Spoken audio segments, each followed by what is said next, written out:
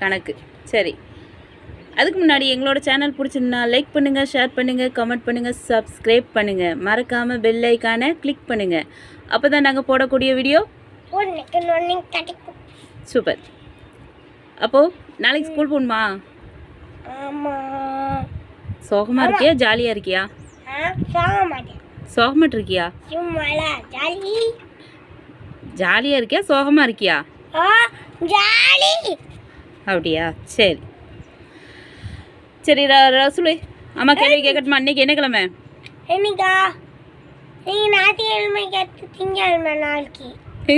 இன்னைக்கு ஞாயிற்றுக்கிழமை, அடுத்த திங்கக்கிழமை நாளைக்கா? சரி, 100 ரூபாயாட்டு 100 தாள் இருந்தால் எவ்வளோ? 100 ரூபாய் 100 தாளா? 10,000 ரூபா. சரி, 500